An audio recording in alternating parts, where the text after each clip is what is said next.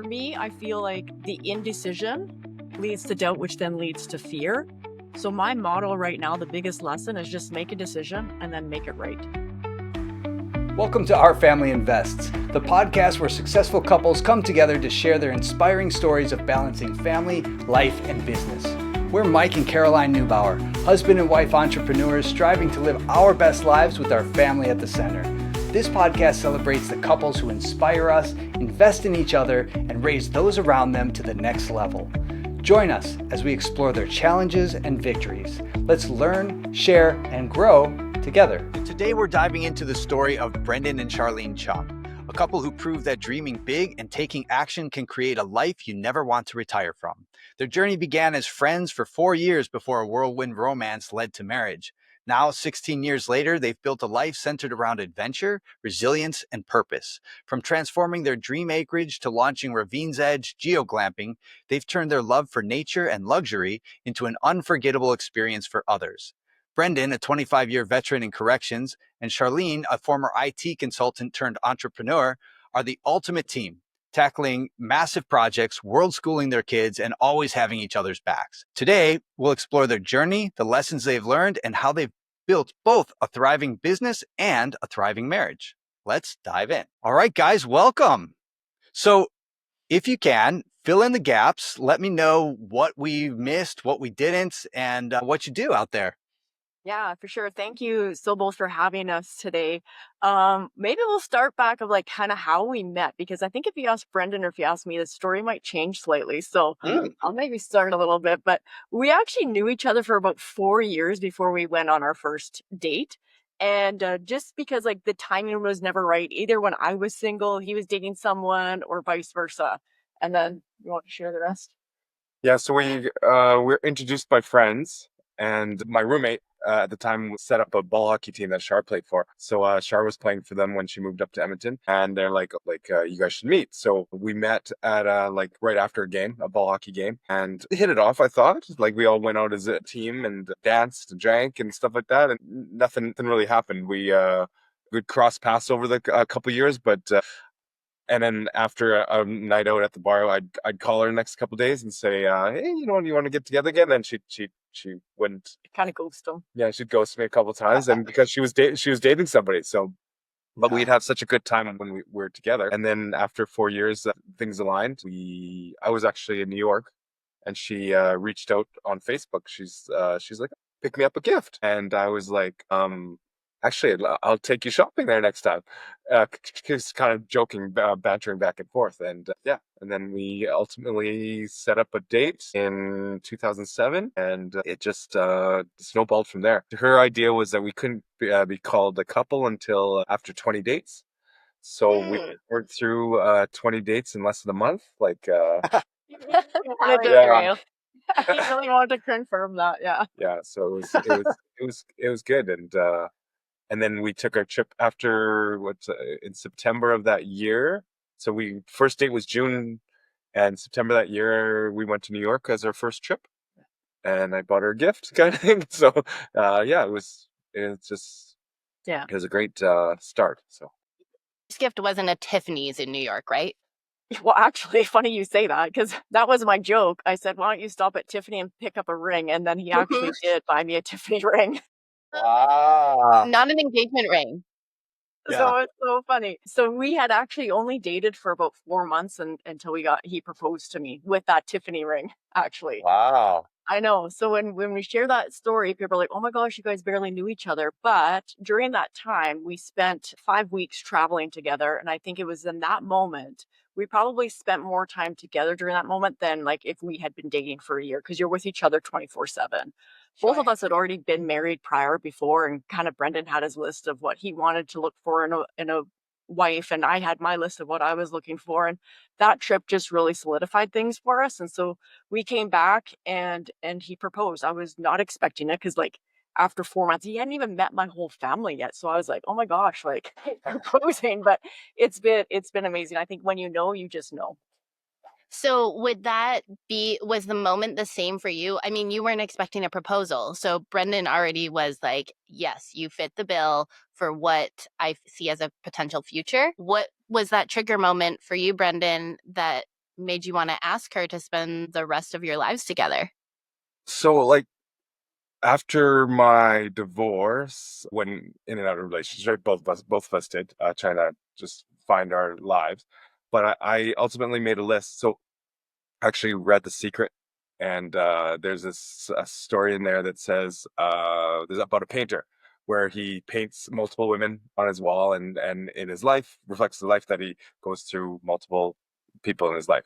So I kind of thought about that, and I created a list of stuff like non-negotiables and 10 things, and it's just simple things, right? And Shar actually met them all. So I knew, actually from our trip, we went to Australia for 5 weeks. And after that trip, I knew like some of it was like travel, like we travel well together, we communicate together, we want to experiment amounts in food. Like, we'll try anything and do anything and not smoke or stuff like that. like, I uh, love that.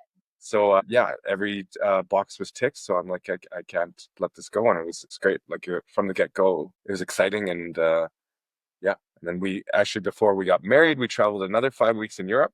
So it was like everything day after day Just have cemented. it. Yeah. Yeah.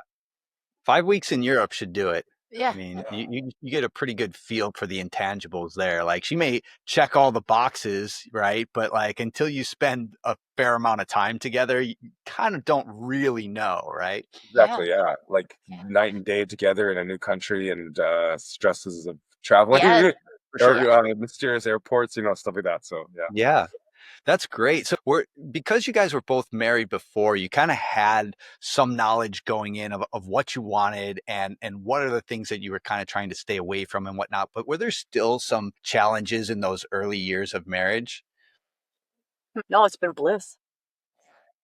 I don't believe that. No, of course. I think with any relationship, there's always going to be challenges. And for me, it's about keeping us connected. So we have two kids.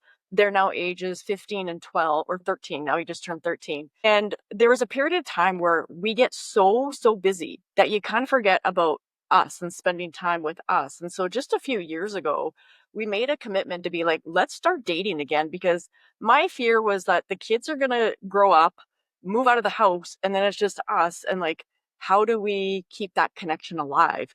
So we've made it like a purpose to go on like monthly dates. And now we do like weekly dates kind of. And it's been great just to keep that lines of communication open, like, am I getting all my needs met? Is he getting all his needs met? And, it's just things like that, because I feel like, and even in entrepreneurial life, you can get so caught up in the busyness of life that you just forget about each other in some cases. I think early on when we had their kids and we were so busy, we kind of lost that. But together, we've kind of brought that back together. So I'd say our marriage is so much more solid now than it was a Yeah. That's awesome. few years back. I imagine when kids get to an age, like we have one son and he's 9. So he's starting to get to that age where he's a lot more independent and whatnot. But in those early years, like they require a lot of attention. And it's hard to remember to spend time with your significant other or like don't forget about them, right? Yes. So I love the fact that you're kind of getting back to what brought you together in the first place. Yeah. Yeah.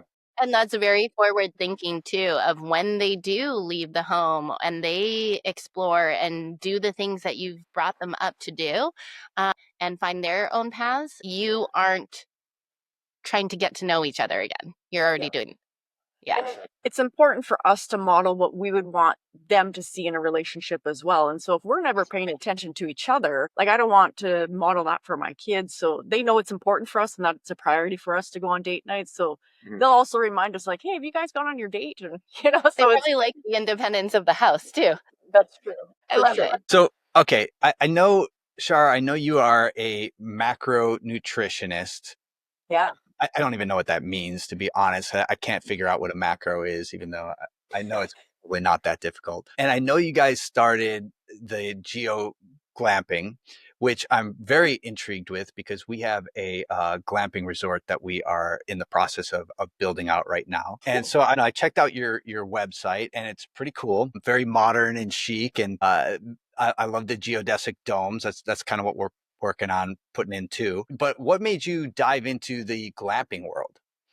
Yeah, so to back up, so I was for 20 years I was an IT project management consultant until I hit burnout, and that kind of forced me into my full-time career as a macro nutrition coach. So macros are basically how your calories are kind of built between protein, carbs, and fat. So it's just teaching people a healthier lifestyle, but with a focus on macronutrition. It's kind of evolved into like perimenopause health and sustainable fat loss is where I really help people. But when it comes to Ravines Edge GeoGlamping, so we had been looking for an acreage. So I'm a farm girl. Brendan was always a city boy. And so still is a city boy. I've kind of come converting him now. But we had been looking for an acreage probably 3 years, I would say. And every time we'd, make the drive out to the country, like, this is it. And we'd get there and you just know this feeling that you have. You're like, oh, it's not it. When we found this property, for number one, like we didn't want our kids to move schools. So we had a certain distance outside of the city that we wanted to stay within. And when we drove to this property that we live on now, we got lost. So it took us a lot longer to get here than we thought. And we said, you know what? This isn't it. Too far out. It's too far out. And for whatever reason, a couple days went by and I said to my husband, like, let's go take another drive out there because now that we know where we're going, and it's literally 15 minutes out of the city. So it was a diamond in the rough. At that time, I think there was 3 other offers on the property. We were in no rush to move. But what we loved about the properties, there's no neighbors surrounding us. So we back onto Ravine and it's there's almost like 2 properties in one. Like there's one that has the entrance to the Ravines Edge GeoGlamping and then one to our main property. So it's very private. Originally, we had wanted to build like a mother-in-law suite for Brendan's parents to move out here. But they didn't like the idea of moving out to the acreage this far. They're older and they like their routine inside the city and that's understandable. But every day I look at this property and the beauty around us, like we feel so fortunate to be here. And I said, how can we give this beauty to others? And we love camping. We know camping's not for everybody. So we said, let's build a luxury camping, like luxury glamping where people just need to show up, disconnect from like their busy day-to-day lives and just reconnect with nature. We have trails that lead right down to the river. We have paddle boards that you can like paddleboard, bike, like a whole bunch of biking trails. And so I had this, we both had this vision. And so we're talking, to Brendan. He's more of the task doer. So I'm the visionary, and he's like, "Okay, let's get to work." And so that's how it came to be. And we decided to go with the dome because it was a little bit of not a large investment as doing a standalone like mother-in-law suite. And we said, "Hey, let's go see how we do with this." And that's kind of how it kind of formed into fruition. How did you source the dome?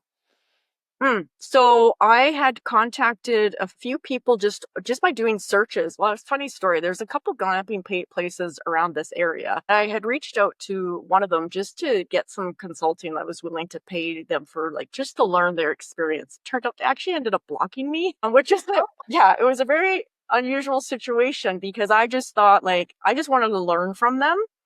And so I just did our own research just by Google searches, talked to a few other people, and then got a couple names of different dome companies, researched them both, and then we ended up leaning and buying them from Phoenix Domes. They're based out in Vancouver. Okay, yeah. great. Yeah, I'm familiar with them. We looked at them. We looked at Luna Glamping is up there in Canada as well. Echo Domes. There's a lot of them that are doing that space right now, and there's some really cool products. I think it's great. But you guys are up in northern Canada. Yeah. So, and I saw on your website where you also offer beach chairs. So kind of like, how does that fit in? Yeah. Well, so you can, we're almost on the river. So you can actually come out of our entrance and walk 10-minute walk right to the river. And there's there's a beach right on the river. So it's not like traditional. Are you offering winter glamping too? Are they pretty insulate? Because I've been in Calgary in winter as a child. And I remember when the winds came up, I think we had problems getting out of the vehicle, but it was very cold. So So we're not as windy as Calgary, but we're colder than Calgary. So that's where our problems came with starting is to get it 4 seasons heated. So we have so many heat sources that we had to consider and finally went with. We have a heat pump in there, which will do air conditioning and flow the heat. We have a radiant heater in the roof. We have a plug-in electric fireplace. So during even minus 30, it was well, I mean, so when we opened up Valentine's Day this year, it was pretty cold. It was about minus 14 It was Celsius. 30 Celsius. It was Yeah, minus 30 Celsius. So Yeah. that's like super My cold gosh. Fahrenheit. Yeah. Yeah. And they, it was cold, but we had blankets and it's still, It was still comfortable. I'd say the indoor temperature was maybe 18 degrees Celsius. So room temperature's around 21 here Celsius. So it wasn't overly cold. And I think with the infrared radiant heater right over the bed, they You're said they were getting cozy comfortable. enough. Yeah, they're getting comfortable. The floors are a little cooler, so we got to figure out some stuff with the flooring. Right. But yeah, it is definitely 4-season is what we wanted to offer. Yeah. So snowshoeing experiences as well. So Very cool. yeah. Hey family, real quick. If you would prefer to watch your content, head on over to Our Family Invests on YouTube. You can watch this podcast and more over there.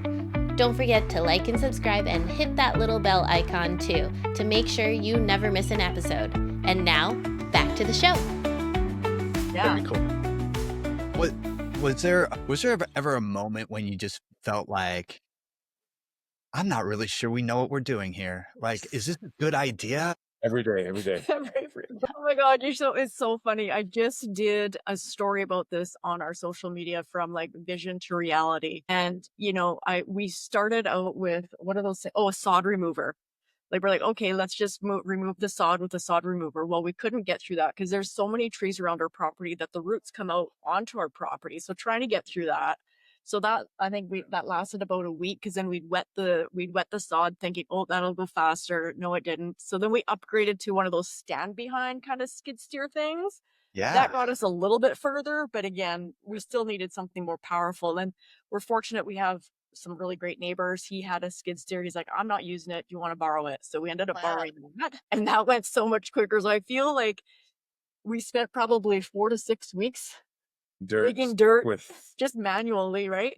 And then we got this skid steer and it went so much faster. But yeah, there was challenges all along the way. Even putting the frame together, it's like monkey bars and, it was going fine. And then when you get to the very top, we had to anyways, we were just muscle it together and yeah.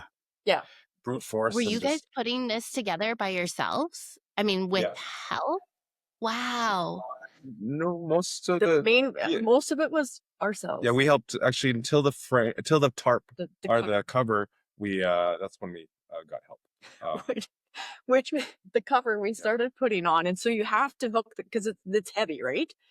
Sure. And we 23-foot diameter dome, and so with the cover you connect it to Brendan's truck, and then you have people kind of lifting it over the structure of the dome.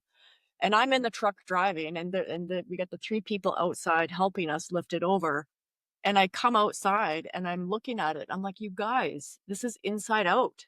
And they're like, No. Yeah, we had it 3/4 open, and it went so quick. And what do you do but laugh? Like we're all like, oh shoot, but then what do you do? So we had to take it all off and then reattach it. And of course, the second time you do it, it never goes as smooth as the first. Smoothly. So then, the second time we're having to adjust where the door was. And anyways, we finally got it on there, but it was quite the ordeal. So I think it's interesting because you started off with like, well, we'll just remove the sod. Right. And that is, you're probably thinking in your heads, I know I would be, I was like, okay, this will take me a couple hours. Yeah. And then it takes you a couple weeks. And it seems like a lot of this stuff is like, well, this shouldn't take too long, right? And then it goes, and it's the whole Murphy's Law thing, right? Well, anything that can go wrong goes wrong. How long did the entire project take you guys? Like, when did you start? We broke ground in July of last year. Okay. Wow. Because we were chasing winter. So we're like, okay, sure. We want to be ready for winter, open for winter. First we said September we'd be ready. And then winter December. Winter came, but that was Valentine's Day. So it took a long wow. time. So almost 6 months more than anticipated, 5 months. But along there, we had kind of changes to our scope as well. We were never planning to put plumbing inside the dome. Like phase 2 of our development, we want to put a sauna and like a shower house, which I thought would have the toilet and a shower and the sauna. But in looking at all the other properties and geodomes in the area, none of them offer a bathroom inside the dome. And because we're marketing as luxury chic, I'm like, nobody wants to go take a piss in the woods at like 2 a.m. in the morning. Like, let's get real. That's not luxury to us, right? Yeah. So that delayed things because then we said, you know what, let's invest the extra money it's going to take us to put the plumbing in for the toilet. And in the end, I'm really happy we did because the customers that we've had stay have really enjoyed that. So there is no shower, but we do have the flushable toilet, which none of the other domes in the area offer that. Wow. So Awesome. I think that was great. But the scope of like financially, the investment doubled with adding With water the water. to it because we had to attach to our cistern, do a standalone septic, dig 100, no, I think it's 205 feet, Correct. directional drilling for the water. So it was yeah, Yeah, the Crazy. the vision to execution usually expands and has some bumps along the way, right? Despite all of it, it is up and running. You've had guests. It doesn't have to be with the Geodome, but what's a lesson that you've both taken from failure that has taught you about success? So do you want to go or you want to go? you can go. Yeah. So I think for me, and this took me a while to learn this, but I feel there's two people in this world. There's people that see possibilities and one that'll always continue to see roadblocks and challenges. For me, I feel like the indecision leads to doubt, which then leads to fear. So my motto right now, the biggest lesson is just make a decision and then make it right. Because the indecision doesn't get you anywhere. And every failure for me just leads to a learning opportunity to be like, okay, what can we learn from this and how can we do this better? Whereas before, and this was back when I, in my IT project management days, I would take failure as like something was wrong with me, like but since I've been on kind of this self-development journey and self-improvement, it's like just kind of reframing what failure means to me and what success means to me. Yeah, I love that. That's super good. Okay, so you filled out this intake form before we had you guys on here. And one of the things that you had mentioned in there that I thought was really interesting was that you had one-way tickets to Beijing, that you wanted to, do this world school, your kids. And how did you get to the point where you knew you were ready to just walk away from everything, let your careers go and just go out on your own? Yeah. Well, I'm fortunate that I work for the government, that I could take long breaks off with at any time. It's Like a year? I could take a year. I could take up to 5 years to do whatever I want, another career, it's just Wow. And return to your job if you wanted to. yeah, and my position saved. Amazing. It's just an opportunity that not a lot of people use. I mean, it's scary to drop your career and then try something else, but you can go to school, you can travel, you can raise your kids, and then come back to your job. So that's how I was able to step out. Shar, she was putting a lot of money aside, so we had it planned for a long time, right before COVID. So we had a trip for September 2000. August 2020. To one-way trip to Beijing for 4 of us, and the kids were at a good age where we weren't afraid that school would sacrifice. So like the older they get, it's harder to do. And then COVID hit, and we still had the trip booked till July of 2020 because we thought it would be gone, COVID would be gone, and that it was just a surprise.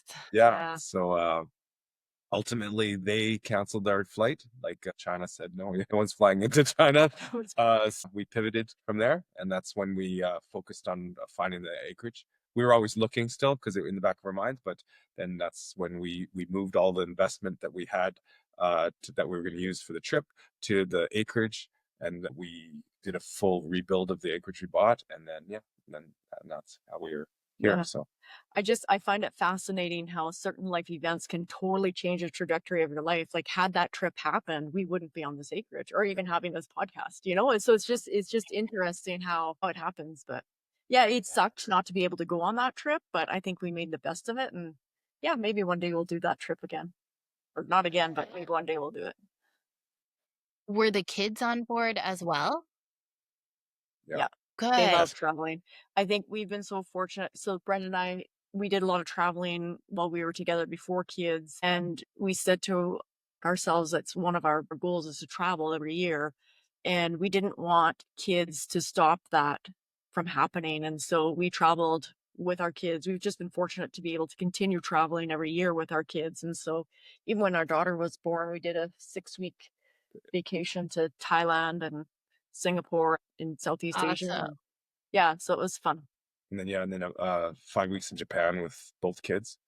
Awesome. Two strollers rushing around in Tokyo. It was Well great. So done. we knew they traveled well. They love trying new things, trying new foods. They're not picky. So that's what we wanted to lessons for them to know. You know, like no cultures, no religions, food, etc. Yeah. So, I love that.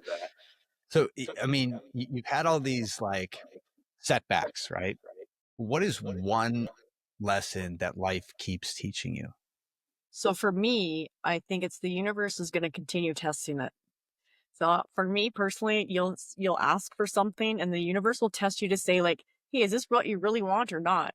And for me, it's just staying the course despite all the noise around you, because there's a lot of noise around you and there's people that may not buy into our vision. And that's okay. It's not for them, it's for what we want to do and living our life to our passions. I think one of our goals is to build a life we never want to retire from and enjoy that. And in my consulting job, I wasn't enjoying it. You know, I hit burnout. And now I get the time to be with the kids and I get to spend more time with Brendan, and that to me is more wealth than like money in the bank to me. Um 100%. and I review my goals 3 to 4 times a day. They're written up on my board over here just so that I don't get distracted, because I can easily get distracted with new things, new ideas, but you know, I always stay grounded and just having that vision for ourselves and our kids as well. You mentioned noise and being grounded. What helped you get to that point where you can stay grounded despite all the noise? Because there are people that you respect and love that are not going to be on board. I think I still listen to them, but I don't necessarily retain everything that they are telling me. So a lot of things that, you know, I don't watch the news anymore. During 2020, when it was COVID, I was glued to the TV. Like here in Alberta, we had like a health watch, I think at 5 p.m. or 3 p.m. every day, and I was like glued to it.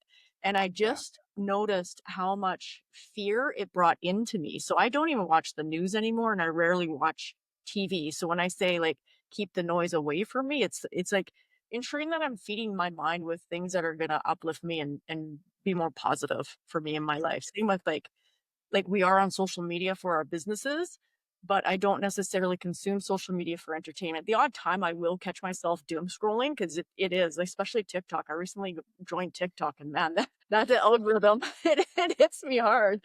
And it's Oh yeah. crazy how fast you can be scrolling before you even know it.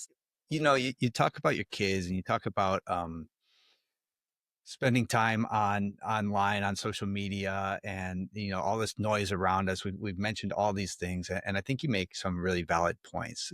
I want to know, what do you hope your kids learn from how you live and work? I think the most important thing we're trying to, and we're happy we're doing with our kids is communicating. Like, I mean, like we talk about menstruation cycles with Everything. like all of us as a family, you know, we want them to communicate. Our daughter comes to us about her relationships, which we love, you know, and that's something that I would never have talked to my parents with. And I think it makes us all be able to communicate as a family better when we talk about everything we can, right?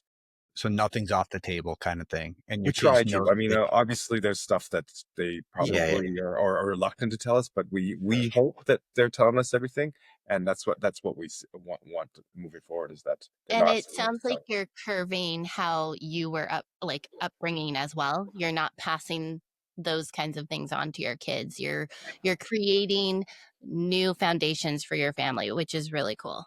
Yeah, we just want to be better than. Not that I mean, we grew up great. Our parents' Yeah. family is great, but just better. You know, there's always room for improvement, Always right? room for improvement. And the world is Right. so different from when we grew up. Like we never had social media, right? So it's navigating those challenges and, you know, Right. it's just a different life to compare from when we Yeah. grew up, right? Char's always like, you know, they're on social media too much, or they're on tech too much. We always sit back and talk. It's like, that's the way they communicate now. Like Right. they don't jump on their bikes and ride over to their friends and knock on their doors anymore. They text and they Snapchat and stuff like that. And so we need to evolve to that. because that's Yeah. the way our kids are communicating these days. And that we hope that the communication, that they don't fall into something negative with social media, etc. Right? And if they do, I hope we just communicate and work through it. So Yeah. So do you stalk your kids on TikTok? I don't. I'm TikTok yet, but I That's don't. why you signed up, isn't it? One of No, them. no, I don't. No, I am now on TikTok, and they'll send me like TikToks. I don't even know all the TikTok lingo, but they'll send me I don't either. TikToks to That's watch or funny. whatever. But yeah, I think recently we just watched the Netflix series Adolescence. I don't know if you guys have heard about that one. so good. It was a great documentary and just miniseries, and it was just right after we watched it, like we're both like bawling at the fourth episode, like crying. And as soon as it stopped, we go to our kids, we give them a big hug, and it just opened up this conversation with them about social media and the pressures that they might see from like cyberbullying or like all these different emojis that I didn't even know had meanings. Like, so I even learned a lot from being a parent and just opened my eyes to that. So Yeah. it Might was have to look at that series. It's definitely going to win some awards. I think so. Wow. It was Yeah. really good. Yeah. Okay. Yeah, I think it's just the times have changed. So being able to navigate that and have those foundations where like this is part of life, but being able to have some sort of control or boundaries on that is going to probably make Yeah. it work.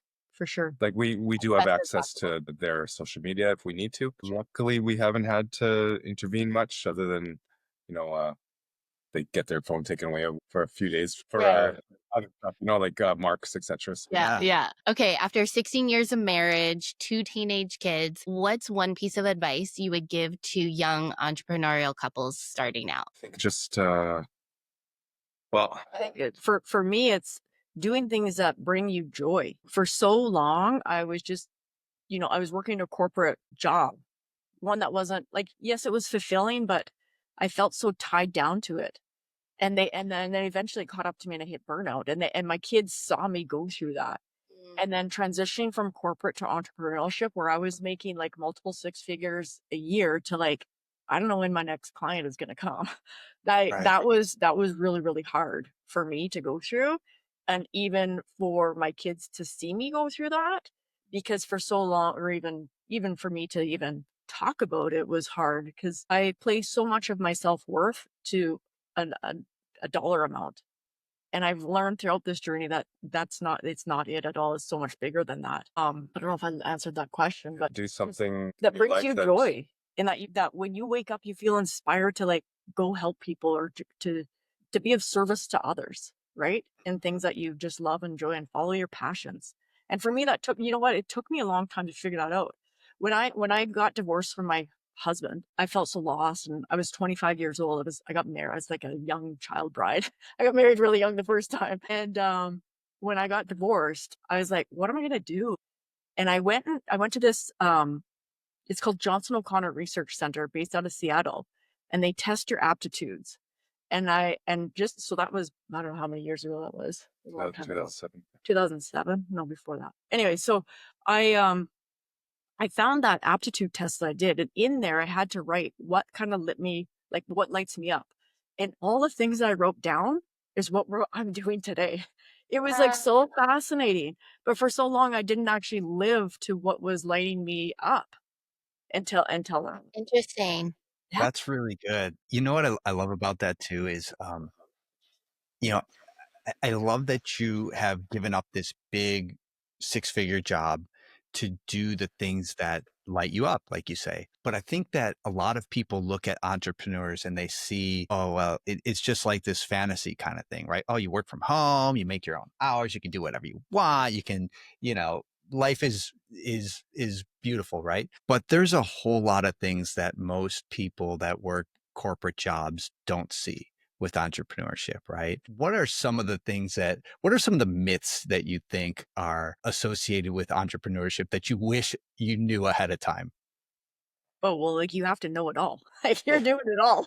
Like you're not only the CEO, but you're the marketing person, you're the accounting person, you're the strategist. Like you're doing it all. And for me, anyways, I got to a point where I was like, I need help because I was starting to feel the signs of burnout again. And I didn't know, I kept telling myself the story, I can't afford the help. I'm not making enough money yet. Because for whatever reason, I thought I had to make a certain amount of money to hire the help.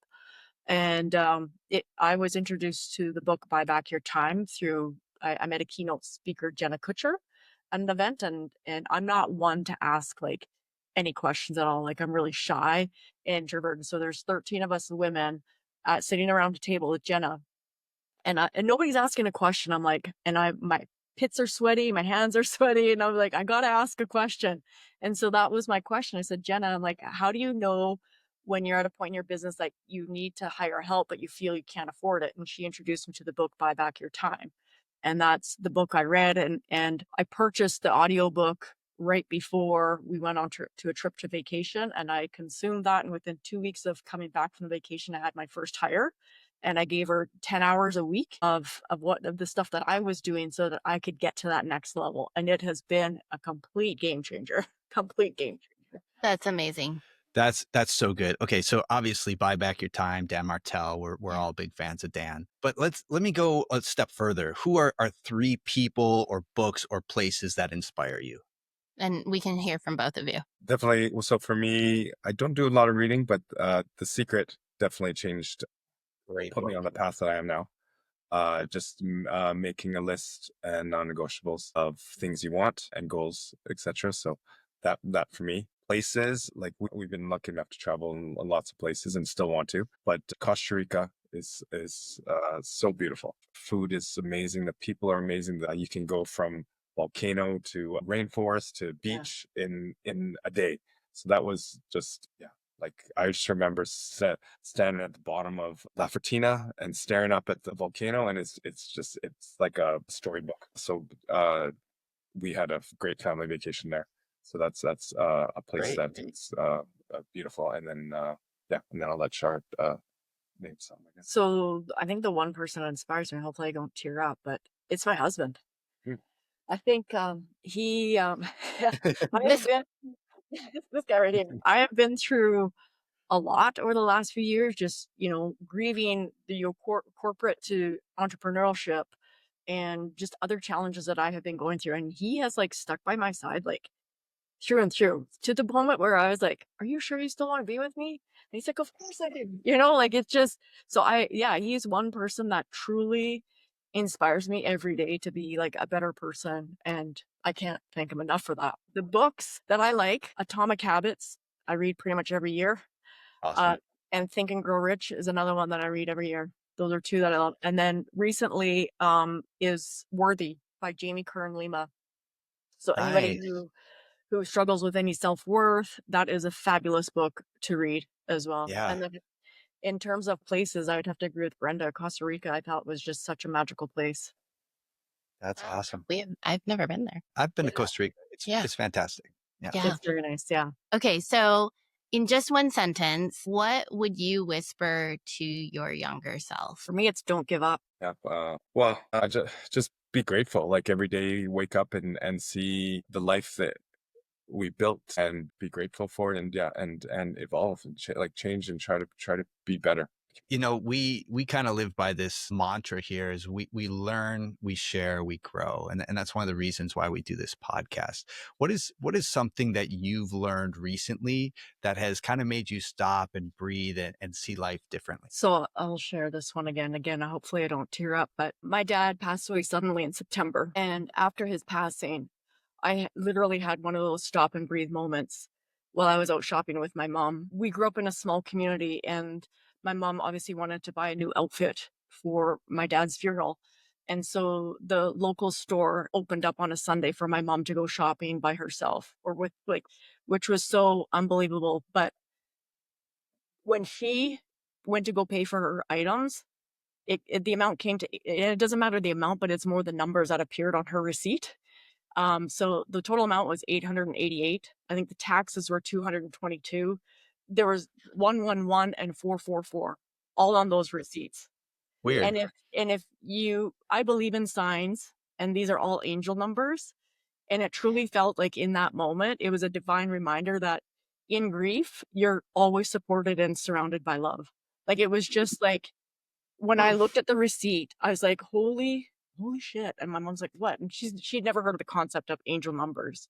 So I explained it to her. So what I learned is just to like continue to learn. It's that life is always speaking to us, even if we have to learn to just slow down enough to notice. And it's easy to get caught up in that hustle, especially as an entrepreneur.